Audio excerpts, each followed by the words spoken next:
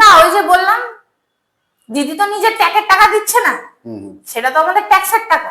হ্যাঁ হ্যাঁ, দিদি তো নিজের ট্যাক্সের টাকা দিচ্ছে না। দিদির ভাইপোরা যদি কোটি কোটি খায়, তা আমাদেরকে 10,000 করে দিতে দিদির অসুবিধা কোথায়? দিদি দিক না। আমাদের তো কর্মসংস্থান নেই, তাহলে আমরা বসে বসে ভাতাই নেবো, কিন্তু 1,500 নেবো না, সেটা 10,000 করে। 10,000 করে দিই। কি নাম তোমার? সুনেত্রা চ্যাটার্জি। সুনিত্রা চ্যাটার্জি। কি করো? House wife. House wife.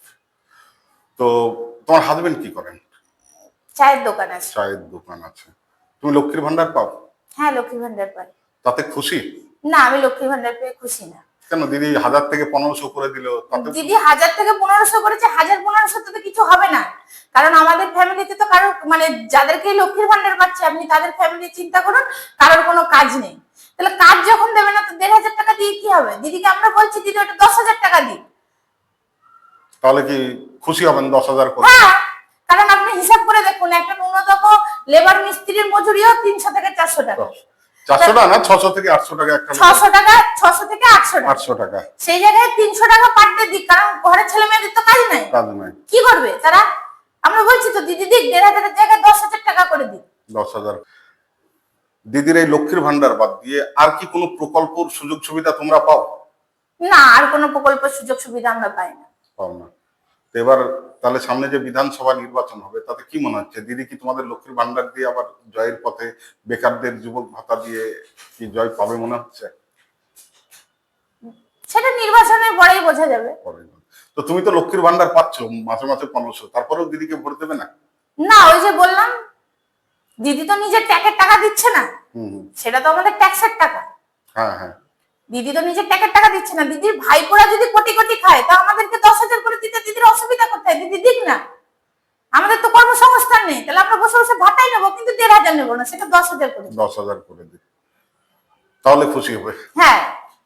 আচ্ছা, এই যে দিদি আমাদের রাজ্যের মুখ্যমন্ত্রী, মহিলা মুখ্যমন্ত্রী, তো এই রাজ্যে মহিলা মুখ্যমন্ত্রী হয়ে কি মহিলারা সুরক্ষিত বলে তোমার মনে হয়? মহিলা যদি সুরক্ষিত হতো, তাহলে তো কামদুনি হতো না, আর্জিকর হতো না, আর সেগুলো বিচারাধীন অবস্থায় এতদিন পড়েও থাকতো না। পড়েও থাকতো না। তোমার কি মনে হয় যে দিদি একজন মহিলা হয়ে কেন এ রাজ্যের মহিলাদের সুরক্ষা দিচ্ছে না বা দিতে পারছে না? দিদি হয়তো মহিলাদের যন্ত্রণা কষ্টটা ভেতরে ঢুকতে চাইছে না বা বুঝতে চাইছে না। বুঝতে চাইছে না, তার জন্যই মহিলারা হচ্ছে সমস্যার মধ্যে পড়ছে। তোমার বাড়ি কোথায়? বহরমপুর। বহরমপুর। তোমার এলাকার রাস্তাঘাট নিয়ে কি তুমি খুশি? রাস্তাঘাট উন্নতি হয়েছে, তবে যে মানে আরো যতটা হওয়ার কথা সেটা এখনো হয়নি, তবে রাস্তাঘাট উন্নতি হয়েছে। মানে যেরকম ভাবে প্রচার করছে সেই প্রচার অনুযায়ী হয়নি, তবে রাস্তাঘাট কিছুটা উন্নতি হয়েছে। না, তৃণমূল সরকারের যারা মানে আমলা আছে বা তৃণমূলের যারা কর্মী, তারা তো গ্রামগঞ্জে খুব প্রচার করছে যে লক্ষ্মীর ভান্ডার পেয়ে মহিলারা নাকি খুব খুশি। ওই যে বললাম, আপনি প্রত্যন্ত গ্রামে যান, তারা মহিলারা কিন্তু একটা কথা বলবে, আমরা ভাতা চাই না, আমরা চাই বাজারের জিনিসের দাম কমুক। জিনিসের দাম কমলে নিজেরাই যদি সরকার থেকে কোনো, এবং তাদের যদি কর্মসংস্থান হয়, তারা যদি কাজ করতে পারে, তাদের যদি বাইরে যেতে না হয়। আজ কতজনের স্বামী দেখুন, বা বাড়ির ছেলে বলুন, তারা কিন্তু বিদেশে চলে যাচ্ছে। আজকে আমাদের ওয়েস্ট বেঙ্গলে কাজ নেই বলে কিন্তু তারা বাইরে চলে যাচ্ছে, পরিযায়ী হয়ে যাচ্ছে, এবং পরিযায়ী হওয়ার পরে তারা যখন বাড়ি আসছে, তাদের ডেড বডি আসছে। তো আপনার কি মনে হচ্ছে এই বিধানসভায় দিদি কি আবার ক্ষমতায় আসবে না রাজ্যের পরিবর্তন হবে? পরিবর্তন হলেও হতে পারে। আপনি কি চান পরিবর্তন? না, একদম চাই পরিবর্তন হোক।